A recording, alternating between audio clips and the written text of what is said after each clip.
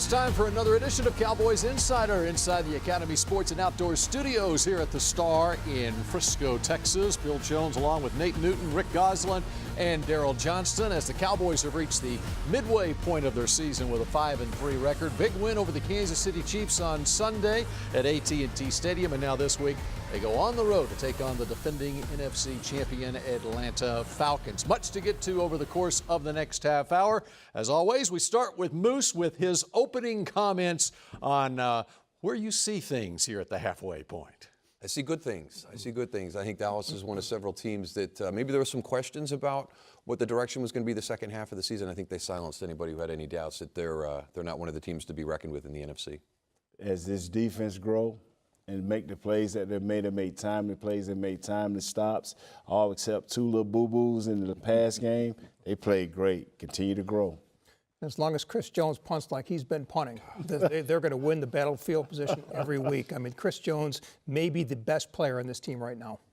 Well, we'll get into all of that as we go along here. Let's start, though, with the offense. And when you look at this offense, there's so many weapons at Dak Prescott's disposal. For the first time this season, we start with Terrence Williams with 9 receptions for 141 yards in that game. You need that breakout game because, teams are going to try to take away Dez. They're going to try to load the box and shut down Ezekiel Elliott. So one of the other guys has to step up, whether it's Terrence Williams or Cole Beasley, Jason Witten.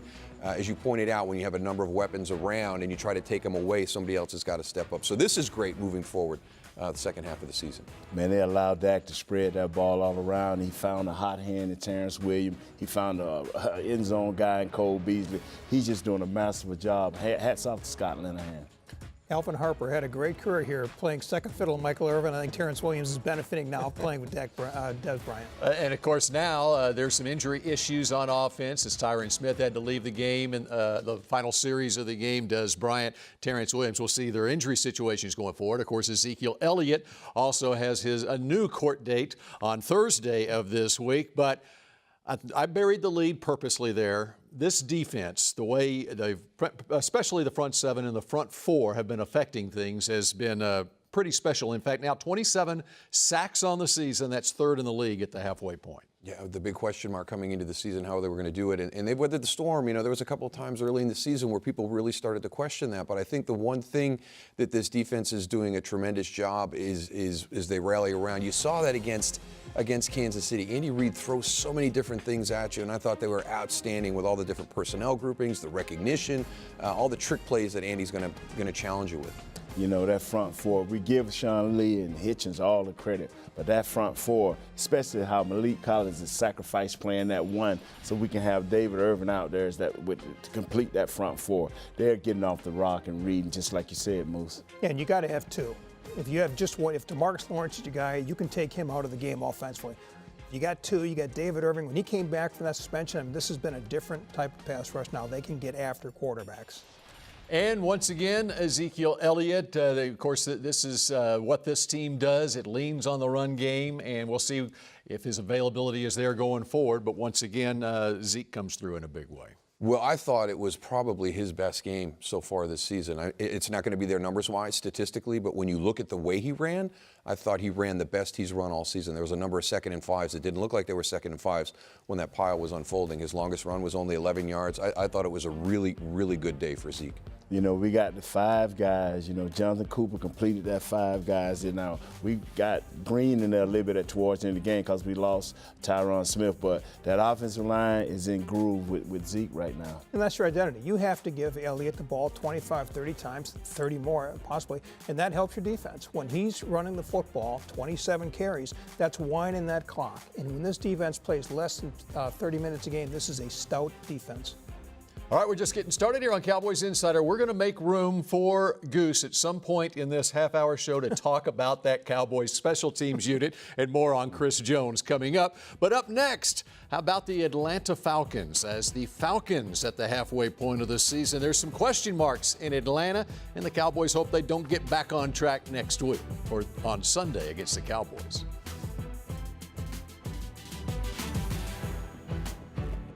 Cowboys Insider, presented by Baylor Scott & White, is brought to you by Academy Sports and Outdoors, the official sporting goods retailer of the Dallas Cowboys.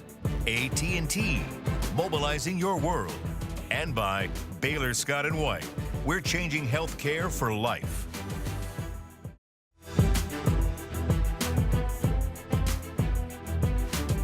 This segment is brought to you by the Dallas Morning News. Nobody does sports like Sports Day. Your home for complete Dallas Cowboys coverage. It's an empty gun, 3rd and goal. From the 10, snap to Prescott. Standing and running out right. He can run. He stumbles. He gets up. He runs to the 5. He runs to the pylon. He runs it in. Touchdown, Prescott. Another very nice game from Dak Prescott on Sunday against the Kansas City Chiefs. A 28-17 Cowboys victory as they are 5-3 at the halfway point. Bill Jones, Nate Newton, Rick Goslin, and Daryl Johnston as we look ahead to these Atlanta Falcons as the Cowboys will be playing for the first time at the new Mercedes-Benz Stadium in Atlanta and taking on a Falcons team. There's been some question marks through the first half of the season about the Falcons. Of course, they finished the season so strong last year, going all the way to the Super Bowl. What do you make of what's going on with Matt Ryan and the Falcons offense? He really misses Kyle Shanahan. I think everybody does there. And Steve Sarkisian has come in and he's doing things a little bit differently, but it's not catching on. I don't know if it's been embraced yet. I don't know if there's a learning curve. But this was an offense last year. Matt Ryan threw 13 touchdowns to different receivers. I don't see that in this offense this year. I think they're focused a little bit more on running the ball. Was there an overreaction to that 25-point lead that they lost in the Super Bowl, where now they're trying to play a different style? So we'll have to see, but there's something definitely amiss with that Falcons offense. I just believe, the changes. It's time for adjustments. But who's the players that's going to step up and put the team on their back? Matt Ryan got that ability. Vic Beasley is young on defense, but he has that ability to turn this thing around. Who is going to be the player to step up for them? Not this week, but who's going to be the guy? Well, it's got to be Ryan. Last year at this time, he had thrown 19 touchdowns and 4 interceptions after 8 weeks. They were on their way to a 500-point offense, highest scoring team in football. They were on the way to NFC title. He was on the way to MVP. Right now, he's got 11 touchdowns, 7 interceptions. This is not the same player. Julio Jones, best receiver in football, he has 1 touchdown this year. Devontae Freeman, not the same player as last year. This offense is struggling. Well, and Falcon fans will quickly point out that Julio Jones should have 2 touchdown catches this season after last week's game in Carolina. But one thing about the Falcons on offense is that they're 3rd in the league in drop passes, too. And field position worst in the league for the Falcons as well. But watching Julio Jones last week against Carolina, it looks like he's dealing with something from a physical standpoint as well. But he's the heartbeat of that offense, too. Absolutely. He draws the double team all the time. That allows Mohamed Sanu to have one-on-one coverage. It forces you to play a light box up front, and then you can go to Devontae Freeman and Tevin Coleman in the running game. The way they functioned last year, as Rick is saying, this offense is just not in sync. There's a ton of weapons still there.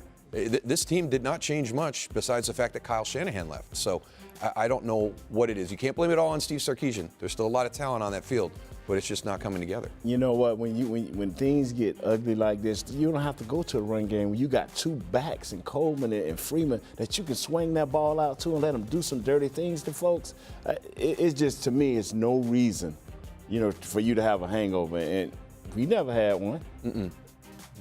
On the flip side, the defense is not the same either. Last year they had a great pass rush, Vic Beasley. This year they've got 18 sacks. They're down in the bottom half of the league. They have a league low 6 takeaways.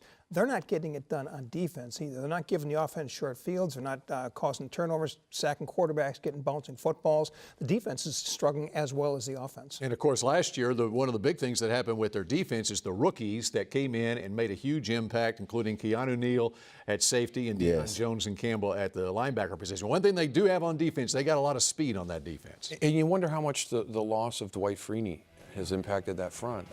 He's a guy that everybody could go to. Vic Beasley could go ask him questions. Deion Jones could go ask him questions. Again, it's a talented defense. You look at it, there's not a whole lot of change. It's just a performance right now. And you never know. I remember when we lost Kevin Gogan. Yes. And everybody, well, what does he bring statistically? Not a lot as a right guard, but there's a whole lot he brings as a teammate. And you wonder if Dwight Freeney was that same guy. It's a mystery to me when you have that much talent. And, I kind of, because that's what we had, that much talent. But yeah, we had Jimmy Johnson, but he left and Switzer came in. So it took Troy, it took other guys to step up and say, look at here, fellas, we still got it in us to do it, and they have it. They have talent like you wouldn't believe. All offseason we heard the Falcons say there's not going to be a Super Bowl slumber. We're past, we put that behind us. Well, guess what? There's a Super Bowl slumber. You look at Carolina 2 years ago. They were 15-1, lost the Super Bowl, embarrassed by the Broncos, collapsed, went 6-10 the next season. Right now, I think that's what the Falcons are looking at. This team is suffering from what happened in that last Super Bowl. And the Cowboys hope they just suffer one more week. All right, we continue here on Cowboys Insider. We take an up-close look at the Cowboys' red zone offense and Dak Prescott when we come back. This segment was brought to you by the Dallas Morning News. Nobody does sports like Sports Day. Your home for complete Dallas Cowboys coverage.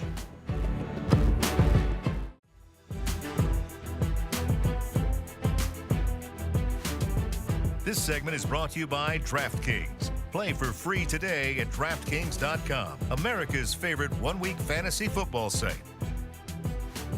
It's a 6. And Prescott's in the gun. Elliott to his left. Read option. Pulls it back. Throws it in the end zone. Beasley to the post. Touchdown. Seems like we go for weeks wondering, well, where's Terrence Williams in this offense? Where's Cole Beasley in this offense? Well, they both showed up against the Chiefs on Sunday. As we welcome you back here to Cowboys Insider inside the Academy Sports and Outdoors studios.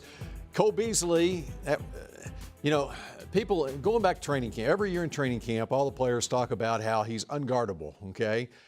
Teams double on him. They do what they do to try to take him out of the game. But to see him in the red zone come through the way he does, this is the Cole Beasley that everyone expects to see. Yeah, Tyreek Hill has unique speed for the Chiefs. Cole Beasley has unique start-stop. I mean, he is aggressive into it. I mean, he's up running hard, and he'll plant and come out of that break. And there's nobody that can match that change of direction as a secondary covering him. So, yeah, he's just at times he looks uncoverable. It just, I think you look for Dez to make a big play. You look for this guy, but this offense has evolved around how Dak likes to do it. You open, he fits it in there. And you got Cole Beasley can go both ways. I knew when they lined up, that guy had lost. It's too much space. He didn't get up and press him or nothing. You look at Jason Witten disappeared last week. He had one catch of 5 yards, and I still can't believe the guy didn't intercept that pass. Yeah. But, that's what Dak is doing. Dak is going to the guy that gives him the best read. If it was last week, it was Beasley, Terrence Williams. They're going to take away Dez, they're going to take away Witten, that's fine. We'll go the other two weapons. And that's what makes this offense dangerous. They've got 4 guys that can beat you. And one thing about Kansas City, of course, they've got head leading rusher in the league coming in Kareem Hunt. And you can really see Sean Lee on this defense, what he means, especially when a team's got a leading rusher coming in and basically takes him out of the game. Yeah, a very good running back. Really the talk of the NFL the first half of the season is Todd Gurley and it's Kareem Hunt. Unbelievable what they did to him statistically. And then to pair that with the unique speed of Tyreek Hill and the jet sweeps and all the other things, the eyes and the keys that Sean Lee and that front seven did, it was masterful. It's the best I've seen him play. This is a challenging offense with everything they can throw at you. They did a tremendous job. Go ahead, sir. Go ahead. I want to give Goose an opportunity to talk special teams right now. Let's go, Goose. He talked about off the top, and I want to give him this opportunity. Yeah, I don't know, not many people realized it, but the punt team had a perfect day. You got Tyreek Hill back to maybe the scariest return guy in the NFL. Jones punted 5 times. 3 times Hill had the fair catch because of the hang times. The 2 times they tried to return 0 yards, and 4 of the punts pinned the Chiefs inside the 20. So the Chiefs won, or the Cowboys won the field position game based on the foot of Chris Jones. He is having a Pro Bowl caliber year. Unfortunately, Johnny Hecker's in the same conference, and Johnny will go on his ability and reputation. But Chris Jones is maybe the most valuable player in this team right now. They win the game of field position every week because of Chris Jones. And when we come back, I'm going to give Nate the opportunity to talk about whatever he wants to talk about as Cowboys Insider continues. Bro, work that. I like that. Did you read the story I had about This segment was brought to you by DraftKings. Play for free today at DraftKings.com, America's favorite one-week fantasy football site.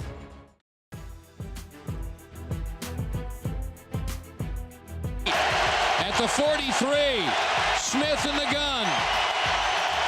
Hunt the running back to his right. 4th down and 8. Snap is back. Looking, standing, throwing middle. Intercepted! Intercepted by Jeff Heath at the 40-yard line. The first interception thrown by Alex Smith all year long.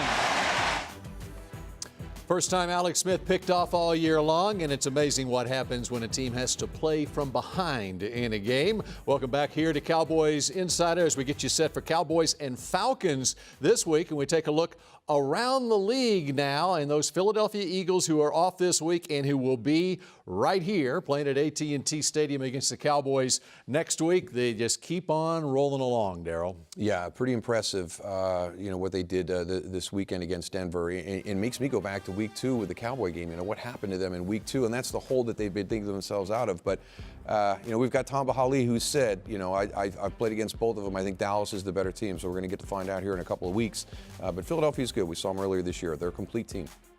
Jai, baby. That was a nice 46-yard run. We stay with the run, Cowboys defense. Philadelphia's going to be a load. I think Carson Wentz is the midseason MVP. The guy's thrown, 23 touchdowns. He's so much better than any quarterback going right now. 8 wins. They're going to be a handle.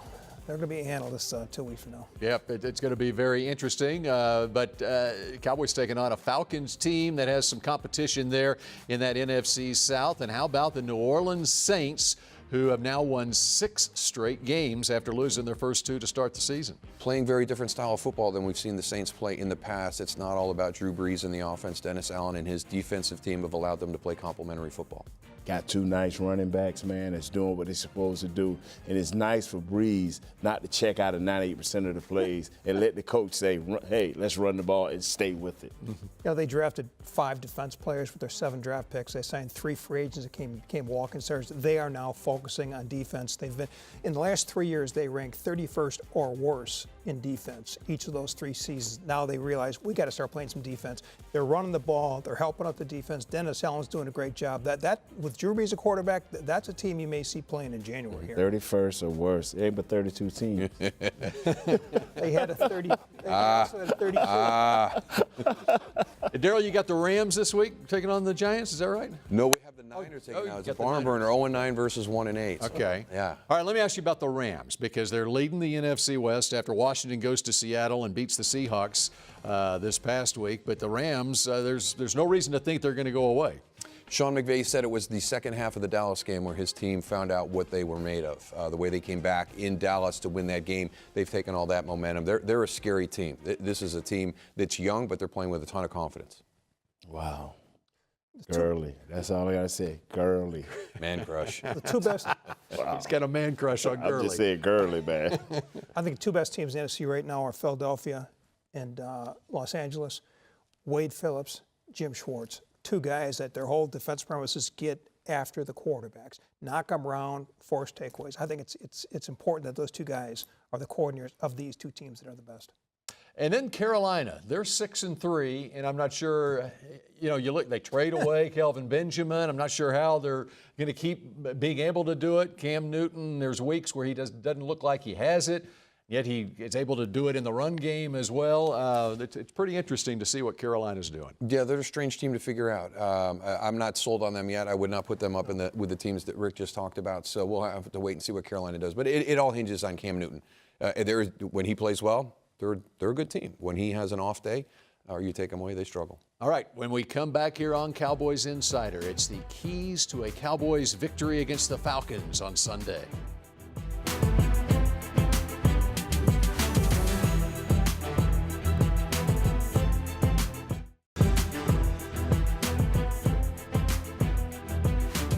Cowboys Insider, presented by Baylor Scott & White, was brought to you by AT&T, mobilizing your world. Rico's, make every game a home game with Rico's. Baylor Scott & White, it's easy to find the right doctor right now at BaylorScottandWhite.com. And by NFL Game Pass. You'll never miss a game again. Enjoy full access to coaches' films and game replays from Week 1 to the Super Bowl. Subscribe at DallasCowboys.com/Game Pass. Cowboys' first ever trip to Mercedes-Benz Stadium in Atlanta on Sunday, and the Falcons are back there for the first time in a month. They played 3 straight road games. So as we wrap up Cowboys Insider with some final thoughts and a key to a Cowboys victory. First, you, Daryl Johnston. Well, you mentioned Atlanta's been on the road for the last 3 weeks, but before they went on the road, they lost to the Bills and the Dolphins. They don't have the home field advantage that they had last year. They're not the same team they were on that fast track in Atlanta, so reinforce that doubt right away in the first quarter. Always remember, defense travel. Keep growing, defense. And I think the key will be stopping this run. They got 2 really good runners, Freeman and Tevin Coleman. And I think Lee and Hitchens are going to have a tougher challenge this week than the last week. And if they can stop the Atlanta run, make Ryan throw, I think they win this game. All right, should be a fun game in Atlanta, and then the Eagles come here next week. That does it for Cowboys Insider. We appreciate you joining us from here in the Academy Sports and Outdoors Studios.